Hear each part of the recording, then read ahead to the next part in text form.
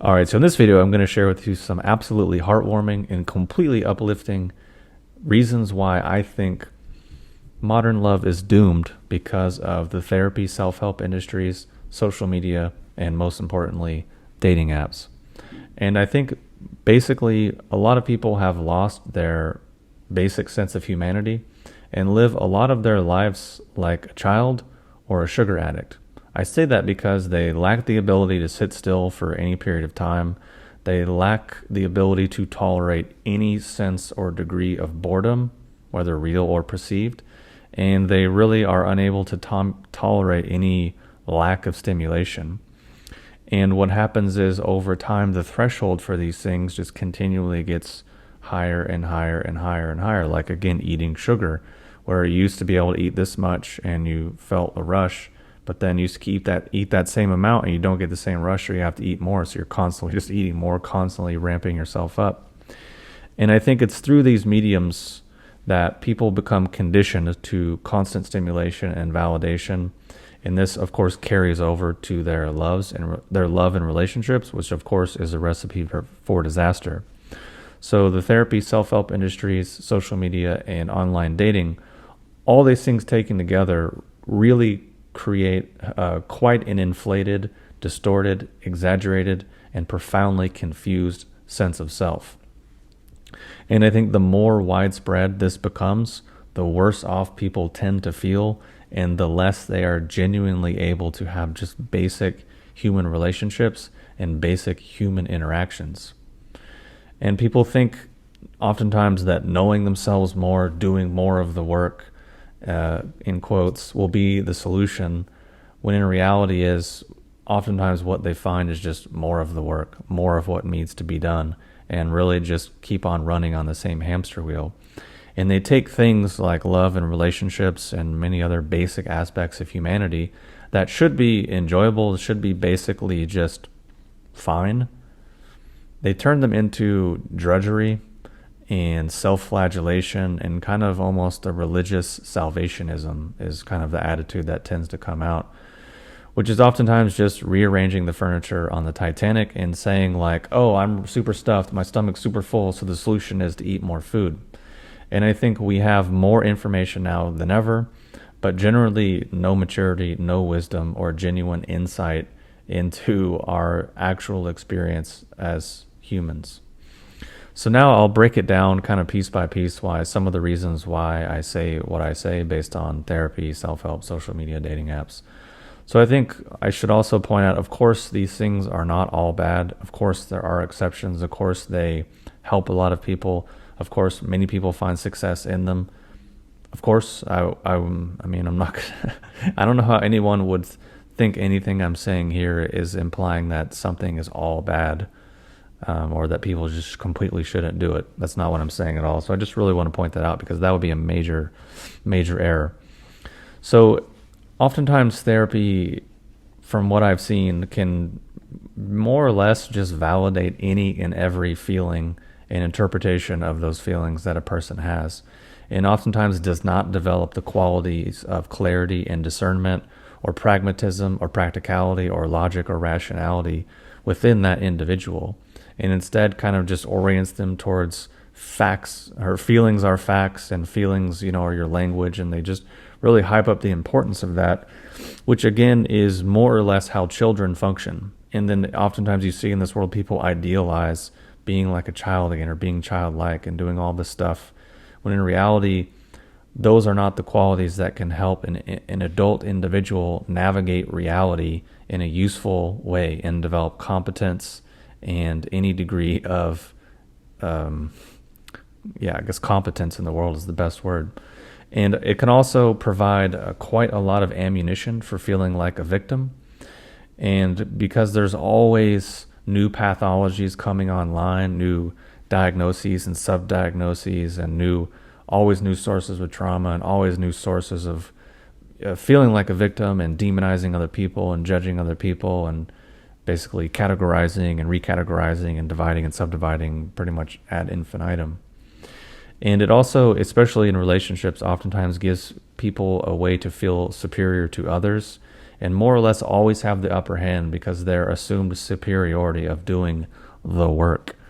And, oh, I've done X amount of hours of therapy, so of course I'm better, and I've worked through all of this because I talked about it.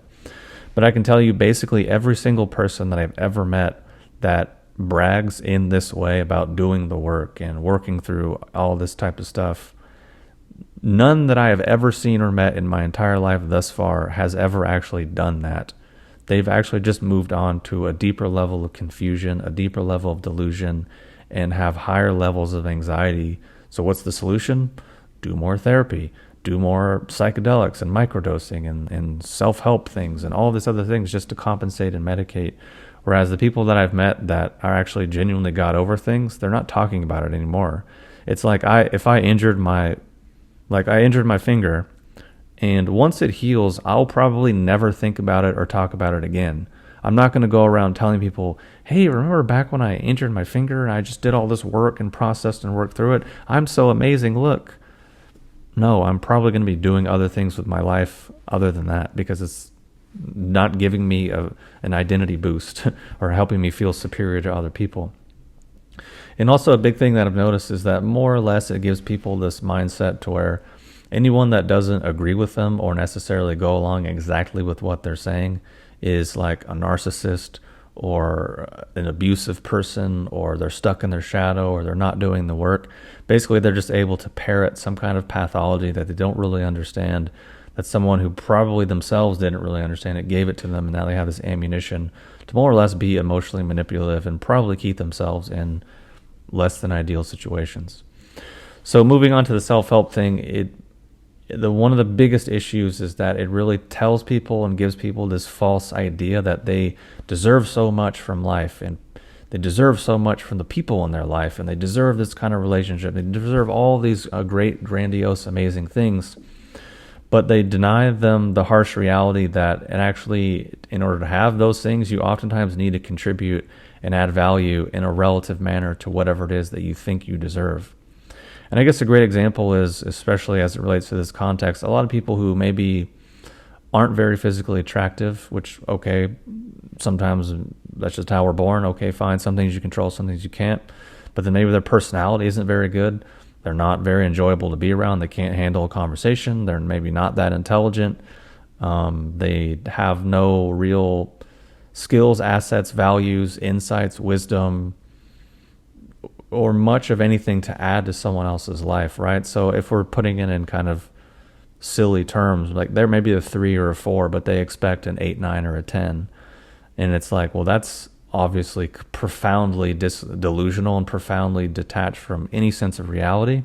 Sure, maybe you'll get lucky. Maybe there are those rare exceptions, but to live your life in that kind of delusional state, probably not healthy, probably not going to produce very great outcomes, versus developing skills, wisdom, insight, intelligence, humor, personality, conversation skills, interpersonal skills, things that you can control, because obviously there's many things in life that you can't control. You get old, you lose your hair. I don't know, things don't stay in the same place as they used to. Like you can't eat what you used to. Your body changes, it's a natural part of aging.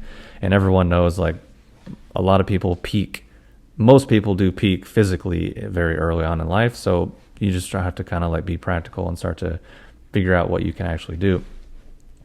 And it gives people also another idea that is not very useful, which is that life is and should be for their highest good, their deepest pleasure, and their most authentic self. And their relationships, of course, should be that, which, of course, is a perfect recipe for being miserable and for always creating conflict. Because you have this elusive, transient, illusory metric that you're holding yourself and the world and the people in your life to, but because it's so ephemeral and elusive, it's just kind of always moving around and we never really know where it is. So it just creates chaos. It really creates internal chaos and creates external chaos as well in relationships. And finally, these industries, I would say therapy and self-help, massively fuel neuroses by giving people the ability to divide, subdivide, categorize, and recategorize their person into mental, emotional, spiritual, psychological, inner child, shadow, light, authentic self, higher self, add in and then chakras and all that, and then you get into like that whole crazy thing, and there's all this confusion, delusional nonsense is completely convoluted and really lacks any sense of rationality, logic, pragmatism, practicality, and it generate any inherently useful qualities other than self-indulgence and confusion. So, which leads us to the best part of it is with social media, which basically just exponentially perpetuates and incubates all of the traits that I just listed above, or have just listed for the last 10 minutes, and then gives people attention and validation for those things, because then they have these ideas that maybe have no validity or no real basis or practicality, but then they can meet thousands or millions of other people who validate and feel the same way. So they think, oh, wow, this must be real, this must be true, and this evil rest of the world doesn't understand me because of this thing. So they start solving problems by arriving at the wrong conclusions, which just creates more problems. And then they solve those problems from the wrong conclusions, which create more problems. And basically just, in short, allows the person to curate a version of themselves that is oftentimes pretty far removed from reality. And I don't think I need to unpack that one. I think if you've spent any time on social media at all, you can pretty much see exactly what I mean. And then last but absolutely not least is dating apps, which again takes everything that I've just talked about before, puts it on stilts, puts it on steroids, and like amps it up to massive degrees, because it gives a lot of people a great deal of attention and validation without really any sense of investment or commitment. And it again allows a person to curate a version of themselves that is oftentimes far removed from reality.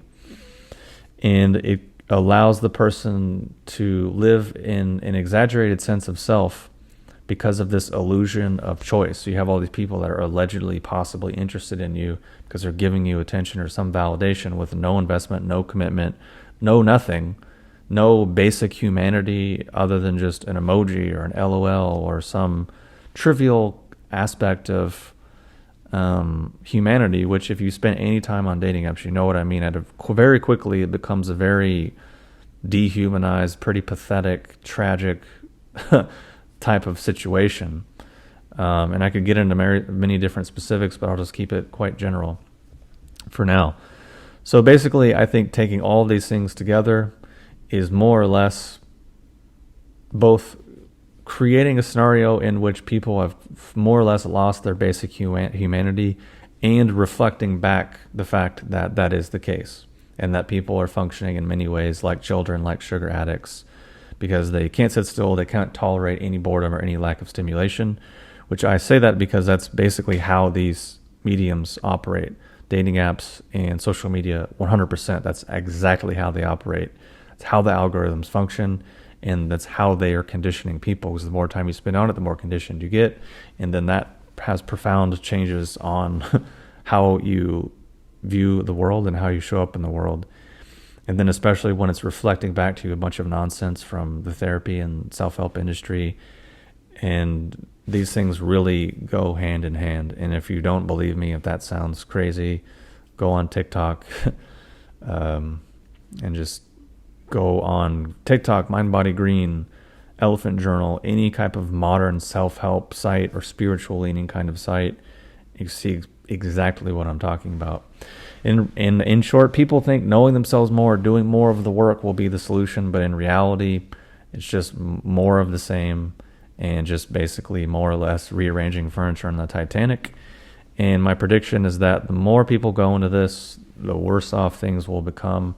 People are going to become more divided and subdivided into their little niches, and they go deeper and deeper into so many layers of fractional sense of self, fractional sense of reality, to where eventually people will probably fracture in many ways and probably never come back.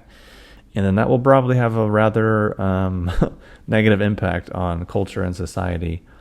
But it's all based on this premise of, delusional sense of self-improvement, and more or less is just basically people bought into really a broken a broken worldview, a broken mindset, and really a lot of just poorly founded philosophies and ideas that people bought into without realizing what they were, and then they bought into them without ever considering where they came from and whether or not the people and the places and the situations that they came from were actually valid, and then studying those ideas over time to see if they actually produced results and were actually valid. Because if they actually did those things, mostly everything I said in this video would become pretty self-evident pretty quickly.